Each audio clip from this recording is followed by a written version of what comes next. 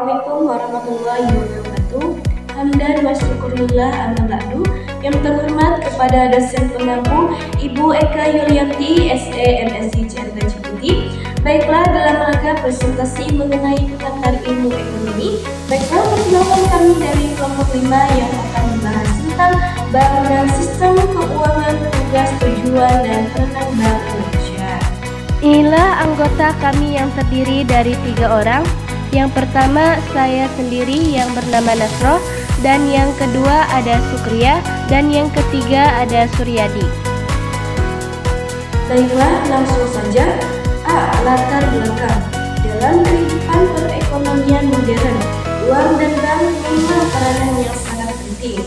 Uang sebagai alat tukar yang sah memiliki fungsi vital dalam memfasilitasi berbagai kegiatan ekonomi melalui dari transaksi jual beli barang dan jasa hingga investasi dan tabungan. Selain itu, uang juga berfungsi sebagai satuan hitung yang memudahkan pengukuran nilai suatu barang atau jasa, serta sebagai penyimpanan nilai yang memungkinkan individu pada badan usaha penyimpanan kekayaan mereka untuk digunakan di masa depan.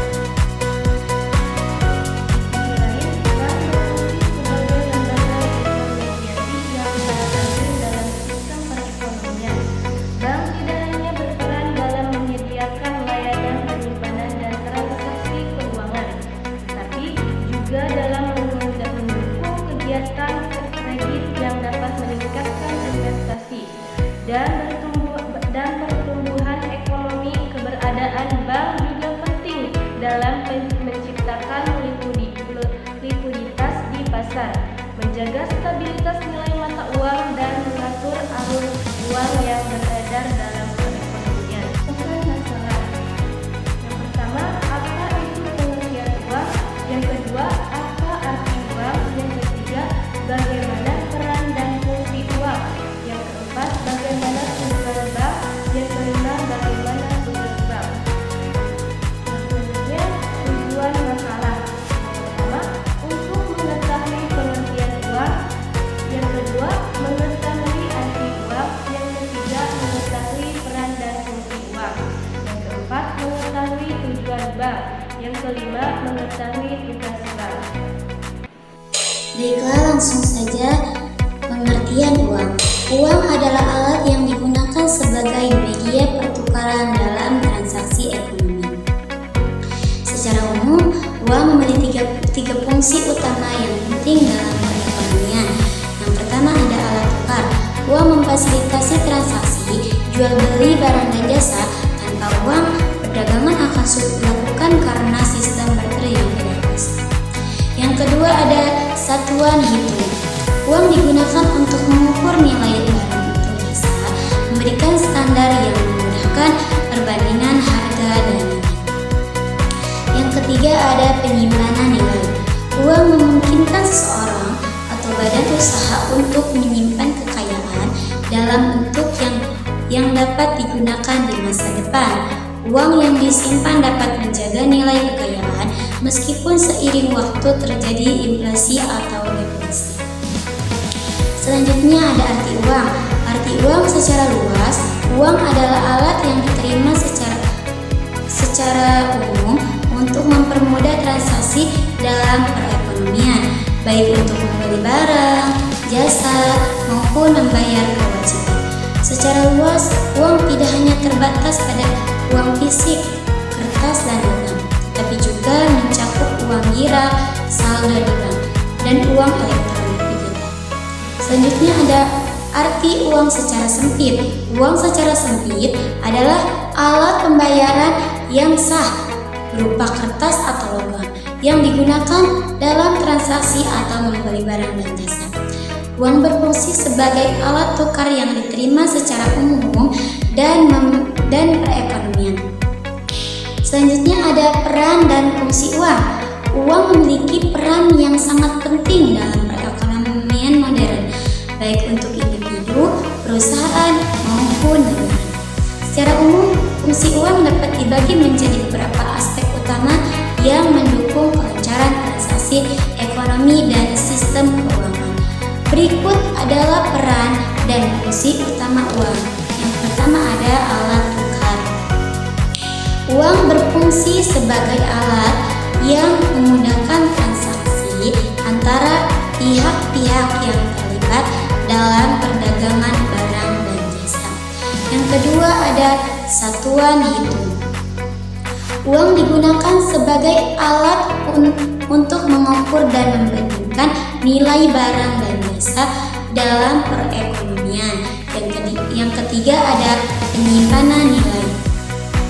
Uang juga berfungsi sebagai penyimpanan nilai yang memungkinkan individu atau lembaga untuk menyimpan kekayaan atau daya beli mereka untuk digunakan di masa. Yang keempat ada alat pembayaran yang sah. Harga yang diterbitkan oleh pemerintahan atau otoritas moneter memiliki status hukum sebagai alat pembayaran yang sah untuk melunasi utang atau kewajiban finansial lainnya. Yang kelima ada alat untuk investasi dan tabungan. Uang dapat digunakan untuk melakukan investasi dan menabung yang memungkinkan individu atau perusahaan untuk mengolokasikan dan dana guna memperoleh keuntungan di masa depan. Yang keenam, alat pembayaran internasional. Uang juga berperan dalam transaksi internasional di mana mata uang tertentu digunakan sebagai alat pembayaran antara negara. Selanjutnya yang ketujuh, mendorong pertumbuhan ekonomi. Uang yang beredar dalam perekonomian memfasilitasi aliran barang dan jasa. Selanjutnya ada harga dan nilai uang. Harga uang merujuk pada jumlah barang atau jasa yang dapat dibeli dengan sejumlah uang tertentu. Dalam ekonomi, harga uang berhubungan dengan nilai tukar yang ada di pasar, yang menentukan seberapa banyak barang atau jasa dapat dibeli dengan uang yang tersedia. Harga uang dipengaruhi oleh faktor-faktor seperti inflasi, tingkat suku bangsa, dan kebijakan ekonomi. Nilai uang. Nilai uang adalah daya beli yang dimiliki oleh uang yang dimiliki oleh orang dalam melakukan transaksi. Nilai uang menunjukkan seberapa banyak barang atau jasa yang dapat diperoleh dengan sejumlah uang. Nilai uang dapat berubah-ubah tergantung pada kondisi ekonomi seperti inflasi dan deflasi. Inflasi mengurangi nilai uang karena harga barang dan jasa naik, sementara daya beli uang menurun. Deflasi dapat meningkatkan nilai uang karena harga barang dan jasa turun sehingga daya beli uang meningkat. Secara sederhana, harga uang mencerminkan nilai tukar uang di pasar, sementara nilai uang mencerminkan daya beli uang terhadap barang dan jasa. Faktor-faktor ekonomi seperti kebijakan moneter, stabilitas politik, dan kondisi pasar global turut memengaruhi kedua aspek ini. Selanjutnya, klasifikasi uang. Uang dapat diklasifikasikan berdasarkan berbagai aspek seperti bentuk, fungsinya, dan cara peredarannya. Berikut adalah beberapa klasifikasi uang yang umum digunakan. Yang pertama, berdasarkan bentuk.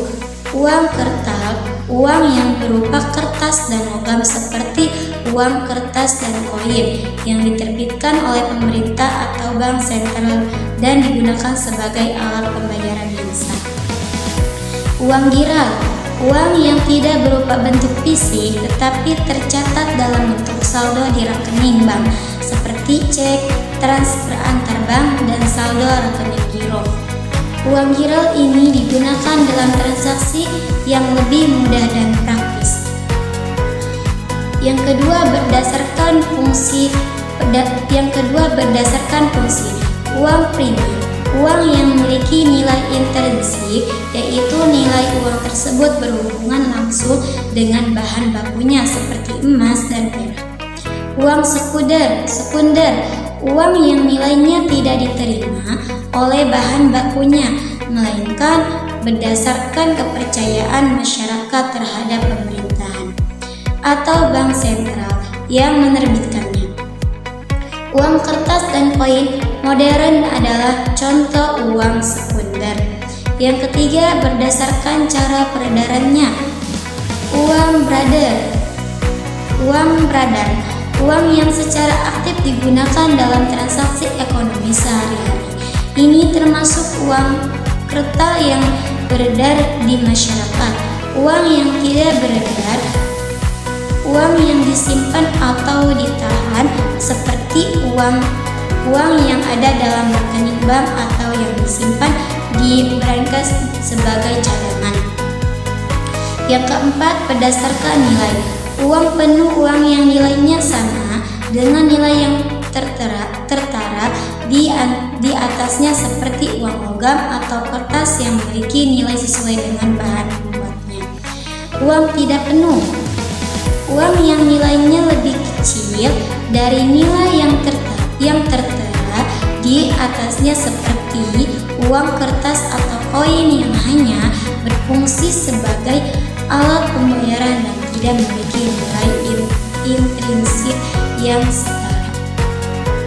Yang kelima, berdasarkan jenis mata uang.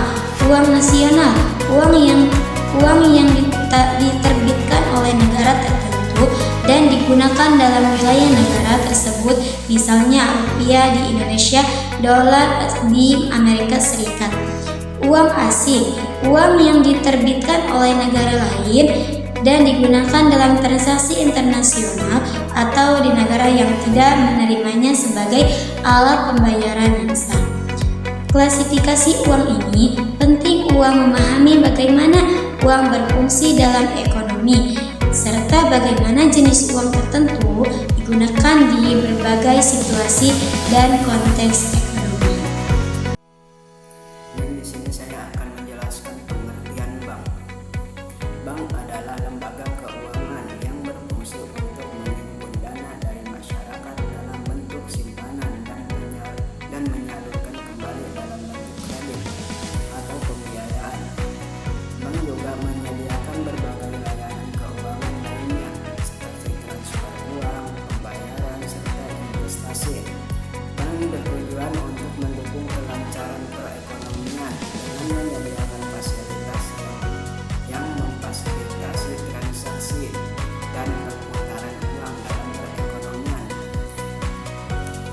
Secara umum, bank dapat dibedakan menjadi dua jenis utama. Yang pertama, bank umum, bank yang menyediakan layanan keuangan untuk masyarakat luas, termasuk simpanan, pinjaman, dan layanan pembayaran. Yang kedua, bank sentral, bank yang berfungsi mengatur kebijakan moneter dan menjaga kestabilan sistem keuangan suatu negara, seperti Bank Indonesia. Bank memiliki peran penting dalam sistem ekonomi dengan mengelola uang dan menciptakan likuiditas, serta mendukung pertumbuhan ekonomi melalui pemberian kredit dan investasi. Yang selanjutnya adalah tujuan Bank Indonesia. Bank Indonesia memiliki tujuan utama untuk menjaga stabilitas nilai rupiah dan mendukung perekonomian nasional. Berikut adalah tujuan. Yang pertama, menjaga stabilitas nilai rupiah. Yang kedua, mendorong pertumbuhan ekonomi. Yang ketiga, menciptakan sistem keuangan yang stabil. Dan yang keempat, menjaga keseimbangan pembayaran internasional. Bank Indonesia memiliki beberapa tugas utama yang mendukung pencapaian tujuan stabilitas ekonomi dan keuangan. Berikut adalah tugas-tugas utama Bank Indonesia. Yang pertama, menetapkan dan melaksanakan kebijakan moneter. Yang kedua, mengatur dan mengawasi sistem pembayaran. Yang ketiga, mengatur dan mengawasi perbankan. Yang keempat, menjaga kestabilan sistem keuangan yang stabil. Dan yang terakhir, yang kelima, mengelola cadangan devisa. Baik, yang selanjutnya penawaran dan permintaan uang. berperan penting dalam ekonomi yang berkaitan dengan jumlah uang yang beredar dalam perekonomian dan bagaimana permintaan masyarakat terhadap uang mempengaruhi tingkat harga, inflasi, dan kebijakan moneter. Yang pertama, penawaran uang money supply. Penawaran uang merujuk pada jumlah uang yang tersedia dalam perekonomian untuk digunakan dalam transaksi. Penawaran uang dikendalikan oleh Bank Sentral. Dalam hal ini, Bank Indonesia yang dapat memengaruhi jumlah uang yang beredar melalui kebijakan moneter. Yang kedua, permintaan uang money demand. Permintaan uang adalah keinginan individu dan lembaga untuk memegang uang dalam bentuk tunai atau simpanan di bank, tergantung pada kebutuhan transaksi dan preferensi mereka. Yang ketiga, keseimbangan penawaran dan permintaan uang. Urgensi uang dan bank dalam perekonomian. Uang dan bank memiliki urgensi yang sangat besar dalam memfasilitasi kegiatan ekonomi, di antaranya yang pertama, mempercepat pertumbuhan ekonomi. Yang kedua, meningkatkan efisiensi dan produktivitas. Yang terakhir, yang ketiga, mengurangi ketidakpastian ekonomi. Baiklah, langsung saja di sini saya akan membacakan kesimpulan.